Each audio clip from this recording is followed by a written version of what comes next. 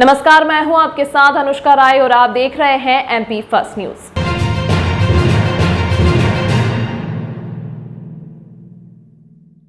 Indore police ने एक साथ सोशल मीडिया प्लेटफॉर्म पर अश्लील वीडियो वायरल करने वालों के खिलाफ 8 जगह पर प्रकरण दर्ज किए थे। इस पूरे ही मामले में पुलिस ने 4 लोगों को गिरफ्तार कर लिया है और पूरे मामले में पूछताछ की जा रही है। नेशनल क्राइम ब्यूरो ने पिछले दिनों इंदौर को अश्लील कंटेंट सोशल मीडिया के माध्यम से वायरल करने वालों के नंबर दिए थे। जब इंदौर पुलिस ने इस पूरे मामले में तफ्तीश की तो इंदौर के एरोड्रम, सदर बाजार, आजाद नगर, मलारगंज, गांधीनगर में संबंधित फोन संचालित होते हुए मिले। इसके बाद इस पूरे मामले में इंस्टाग्राम और सोशल मीडिया प्लेटफॉर्म पर अश्लील और सेक्स वीडियो वायरल करने के मामले में पुलिस ने विभिन्न धाराओं में प्रकरण दर्ज किया। वहीं इस पूरे मामले में पुलिस ने जांच पड़ताल करते हुए गांधीनगर एवं एरोड्रम में दर्ज मामलों में 4 आरोपियों को गिरफ्तार कर लिया है। वहीं इस पूरे मामले में जिन 4 आरोपियों को गिरफ्तार किया है वह सभी पढ़े लिखे हैं और किसी ने IIT की है तो किसी ने इंजीनियरिंग की है। वहीं उन्होंने तो प्रारंभिक तौर पर पुलिस को यह जानकारी दी कि उन्हें भी यह संबंधित वीडियो कहीं से आया था और मात्र उन्होंने एंटरटेन करने के लिए इसे अपने फेसबुक और इंस्टाग्राम ID से शेयर कर दिया था। उन्हें इस पूरे मामले की किसी तरह की कोई जानकारी नहीं है, लेकिन उसके बाद भी पुलिस पकड़े गए आरोपियों की विभिन्न कंटेंट लिस्ट खंगालने में जुटी हुई है और पूरे मामले में फरार आरोपी है कि उन्हें भी जल्द गिरफ्तार करने की बात की जा रही है। बता दें, इंदौर पुलिस ने 8 प्रकरण इस तरह के दर्ज किए थे जिसमें से 40 लोगों को गिरफ्तार कर लिया, तो वहीं अन्य की तलाश की जा रही है और जल्द पकड़ने की दावे किए जा रहे हैं। इसमें social media platforms Instagram, Facebook और व्हाट्सएप पे चाइल्ड सेक्सुअल अब्यूज़ का मटेरियल जिन लोगों ने अपलोड किया था उन अपलोडर्स के खिलाफ हमने कल 8 जगहों पे प्रकरण पंजीबद्ध किए थे, जिसमें से वर्तमान में 4 प्रकरणों में गिरफ्तारियां हो चुकी हैं। अन्य प्रकरणों में भी पुलिस टीम लगातार उनको फॉलो कर रही है और बहुत जल्द सभी की गिरफ्तारी हो जाएगी। नीमच अपर कलेक्टर नेहा मीना को 18 जुलाई को दिल्ली के विज्ञान भवन में आयोजित समारोह में महामहिम राष्ट्रपति द्रौपदी मुर्मू द्वारा राष्ट्रपति शील्ड भूमि प्लैटिनम अवार्ड से सम्मानित किया गया। देश में 67 जिलों को भी अभिलेखों के आधुनिकीकरण, ग्राम नक्शों के डिजिटलाइजेशन और लैंड रिकॉर्ड्स के क्षेत्र में किए गए सराहनीय कार्य करने पर इन्हें सम्मानित किया गया। बता दें कि पूर्व में भी अपर कलेक्टर नेहा मीना को 2 बार राष्ट्रीय स्तर पर सम्मानित किया जा चुका है और ये तीसरा अवसर है। जानकारी के अनुसार राष्ट्रपति से सम्मानित होकर नीमच आने पर बधाई का दौर चल रहा है। जिला प्रशासन के कई विभाग के अधिकारी बधाई दे रहे हैं। इस अवसर पर जिला कलेक्टर दिनेश जैन, अपर कलेक्टर नेहा मीना, सहायक कलेक्टर सृजन वर्मा, डिप्टी कलेक्टर प्रीति नाहर आदि उपस्थित हैं और बाद में ताइक्वांडो के खिलाड़ियों और सामाजिक कार्यकर्ताओं ने भी गुलदस्ता भेंट कर स्वागत किया। किस तरह से अवार्ड से सम्मानित किया गया है आपको? नमस्कार, मैं आपको ये बताना चाहूँगी कि मिनिस्ट्री ऑफ रूरल डेवलपमेंट का एक डिपार्टमेंट है, डिपार्टमेंट ऑफ लैंड रिसोर्सेज, जिसके द्वारा एक इनिशिएटिव दिया गया है कि इस वर्ष भूमि सम्मान प्लैटिनम अवार्ड से देश के उन टॉप 75 जिलों को सम्मानित किया गया है जिन्होंने विभाग का एक कार्यक्रम होता है digital India land records management program, उसके अंतर्गत 6 घटक होते हैं। उन 6 घटकों में अच्छा कार्य किया है। डिजिटलाइजेशन से संबंधित महत्वपूर्ण कार्य है जिसमें 99% से ऊपर जिनका लेवल पहुंच चुका है, कार्य हो चुका है, उन सभी जिलों को वहाँ पे सम्मान किए जाने की तो बुलवाया गया था। हमारे प्रदेश की अगर हम बात करें तो प्रदेश से 15 जिलों का वहाँ पे रिप्रेजेंटेशन गया था एंड सौभाग्यपूर्ण बात ये रही कि हमें नीमच को भी वहाँ पे प्रेजेंट करने का मौका मिला।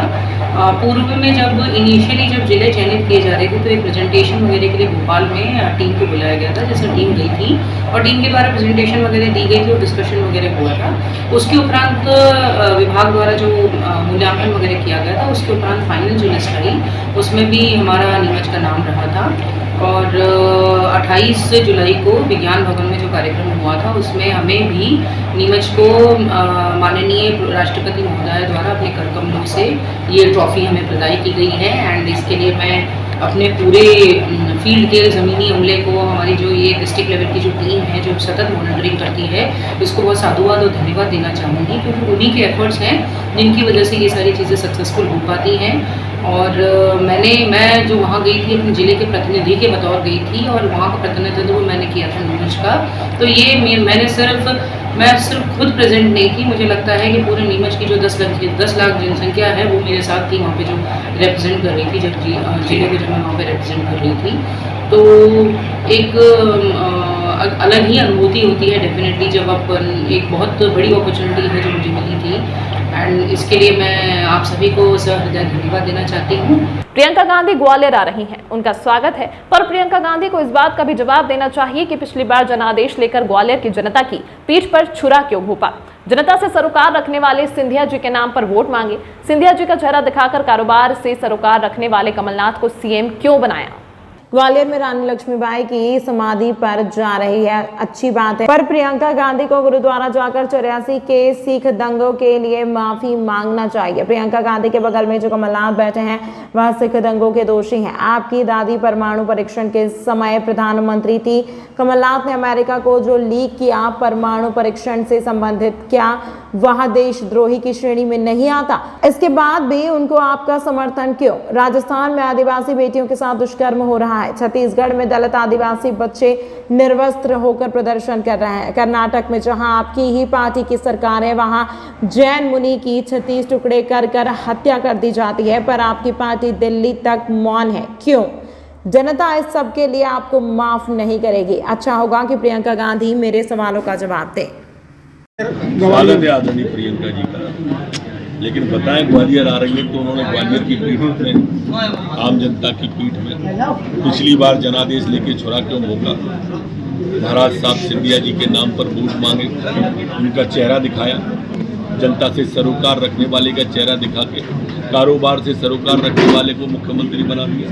क्या ग्वालियर की जनता से माफी मांगेगी प्रियंका जी? आप लक्ष्मीबाई की समाधि पर जा रही हैं। मेरी इच्छा ये भी है, मेरा निवेदन ये भी है कि दाता बंदी छोड़ गुरुद्वारे पर जाके सिखों से 84 के नरसंहार के लिए माफी मांगे। आपके बगल में जो कमलनाथ जी बैठे हैं ना, ये उसमें दोषी हैं।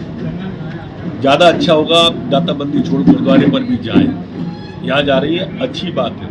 परमाणु परीक्षण में आपकी दादी प्रधानमंत्री थी, उस समय परमाणु परीक्षण में आपके कमलनाथ जी ने अमेरिका को जो लीक किया, क्या वो देशद्रोह की श्रेणी में नहीं आता? पर वो आपके बगल में बैठे। आप हरिजनों की बात कर रही हैं, आदिवासियों की बात कर रही हैं। राजस्थान के अंदर जहाँ कांग्रेस की सरकार है, आदिवासी बेटियों से बलात्कार हो गया और आप लड़कियों लड़ सकती हो कहने वाली एक शब्द नहीं बोल रहे। क्या कारण है? जानना तो चाहती है मध्य प्रदेश की जनता। क्या कारण है कि छत्तीसगढ़ में हमारे हरिजन आदिवासियों के बच्चे निर्वस्त्र निकलते हैं और आप मौन रहती हो? दिल्ली आपकी पूरी पार्टी मौन है। जैन मुनि के 36 टुकड़े कर दिए शरीर के, लेकिन आप मौन हैं। कर्नाटक में कांग्रेस की सरकार है, सिर्फ इसलिए कभी कांग्रेस को जनता माफ नहीं कर सकती है। आपका असली चेहरा सामने आ रहा है। अच्छा हो मेरे इन सवालों का आप जवाब दें। उज्जैन जिले के कई इलाकों में शुक्रवार को सुबह सुबह हुई झमाझम बारिश के बाद एक बार फिर शिप्रा नदी का जलस्तर बढ़ गया, जिससे रामघाट पर स्थित कई मंदिर डूब गए। वहीं नदी की छोटी रपट के ऊपर से शिप्रा नदी का पानी बहने लगा, जिसके कारण पुलिया के पास पुलिस को तैनात करना पड़ा। एक हफ्ते में ये तीसरा मौका है जब शिप्रा नदी उफान पर है। उज्जैन, देवास, इंदौर के अलग अलग इलाकों में हो रही इस बारिश के बाद गुरुवार शाम और शुक्रवार रात को भी बारिश का दौर जारी था, जो सुबह थमा। बारिश के कारण शिप्रा नदी स्थित कई बड़े छोटे मंदिर एक बार फिर डूब गए। जलस्तर बढ़ने से बड़नगर रोड पर जाने वाली रपट को बड़ी करना पड़ा। पुलिस ने कई लोगों को समझाकर रपट पर नहीं जाने की हिदायत दी। बारिश के बाद आम लोगों को उमस और गर्मी से परेशानी बढ़ने लगी।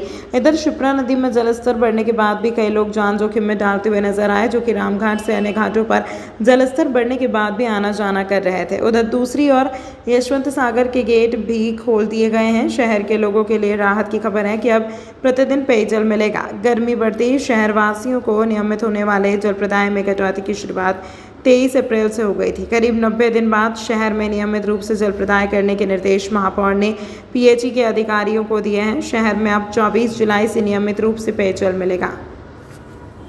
जून माह का वेतन न मिलने पर भड़के सफाई कर्मचारी। संयुक्त मोर्चा ने नगरपालिका पहुंचकर मुख्य नगरपालिका अधिकारी के नाम सौंपा ज्ञापन। 3 दिवस के अंदर वेतन न देने पर दी हड़ताल की चेतावनी। दमोह में बीते 1 माह से नगरपालिका में कार्यरत सफाई कर्मियों के जून माह का वेतन न मिलने पर भड़के सफाई कर्मचारी। संयुक्त मोर्चा ने मुख्य नगरपालिका अधिकारी भैयालाल सिंह के नाम कार्यालय प्रभारी जितेंद्र कुमार राय के लिए एक ज्ञापन सौंपा, जिसमें उन्होंने बताया कि अगर आगामी 3 दिनों के भीतर सभी कर्मचारियों के लिए वेतनमान नहीं दिया जाता है तो आंदोलन करेंगे। तो सभी कर्मचारी हड़ताल करने विवश होंगे, जिसकी संपूर्ण जिम्मेदारी प्रशासन की होगी। वहीं कार्यालय प्रभारी जितेंद्र कुमार राय ने बताया कि बीते माह कर वसूली में लेट लतीफी होने के कारण नगर पालिका में राजस्व की आवक चुंगी न लग पाने के कारण यह स्थिति निर्मित हुई है। जल्द ही चुंगी लगते ही कर्मचारियों का वेतन कर दिया जाएगा। वहीं संगठन की ओर से सिकंदर खरारे, राम अवतार वाल्मीकि, प्रेम पारोचे, संजय करौसिया, रत्नेश खर्रारे ने बताया कि प्रदेश के सभी जिलों में एक साथ सफाई कर्मचारियों का वेतन 1 तारीख से दिया जाता है, लेकिन दमोह नगर पालिका में हमेशा से ही इस तरह से कर्मचारियों का शोषण किया जा रहा है। ज्ञात हो कि इन दिनों शिक्षण सत्र शुरू होने के कारण किसी को बच्चे की फीस तो किसी के लिए बैंक से ले रखे लोन की किश्त जमा करनी है, जिन्होंने ज्ञापन के माध्यम से जल्द वेतनमान दिए जाने की मांग रखी है। ये बताएं किन मांगों को लेकर ज्ञापन सौंपा है?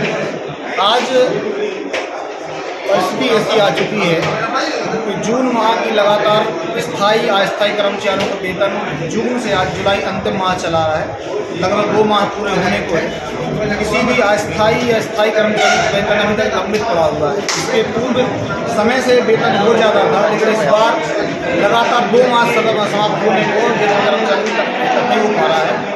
इसके पूर्व भी हमारे अन्य सफाई कर्मचारी ठेका और संविदा पर हैं, वो लगातार 3 माह से उनके वेतन भी लंबित हैं और वो अपनी मांग अपने पहले भी मौखिक रूप से रख चुके हैं। आज हम जितने भी सफाई कर्मचारी संगठन हैं, सभी ने संयुक्त रूप से सफाई कर्मचारी हित में आकर आज कार्यालय अधीक्षक महोदय के हाथों में, नगर पालिका महोदय के हाथ से ज्ञापन सौंपा है, इस आशय से कि अगर 3 दिन के अंदर हमारे वेतन पूरा नहीं दिया जाता है तो हम निश्चित रूप से 3 दिन बाद हड़ताल जाने को मजबूर हो जाएंगे। 1 दिन से हड़ताल हो जाएगी, उसके बाद भी अगर होता है ये हड़ताल के समय जो है बढ़ने की संभावना भी हो सकती है।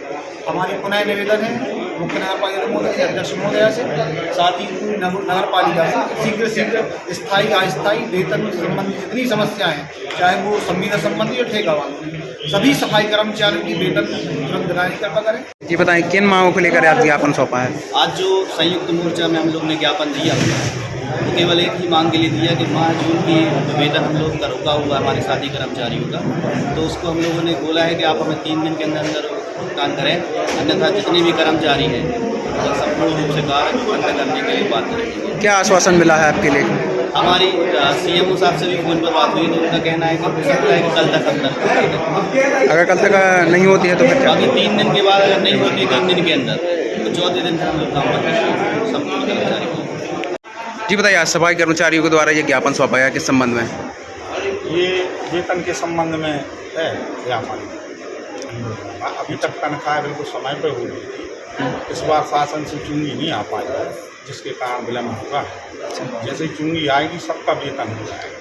मतलब जब तक चुंगी नहीं लगेगी तब तक वेतन नहीं होगा कर्मचारियों का? वसूली के बहुत प्रयास किए जा रहे हैं, सब हमारा कर्मचारी बहुत वसूली करता है, लेकिन जनता की भी बहुत सी समस्याएं हैं, इसलिए टैक्स कलेक्शन में बहुत दिक्कत आ रही है। फिर भी हमारा कर्मचारी समझा के बुझा के टैक्स वसूली कर रहा है। जैसे ही टैक्स का पैसा आता है तो चुंगी आती है, सबका वेतन भुगतान करना है। जैसे अभी शिक्षण सत्र चल रहा है, बच्चों के लिए एडमिशन के लिए, किसी के लिए फीस के लिए, परीक्षाएं चल रही, सारी चीज़ों की ज़रूरत है आज कर्मचारियों के लिए, फिर कैसे काम चल रहा होगा उनका? अभी तक अपन का वेतन समय पे मिला है और कोई दिक्कत नहीं आई है।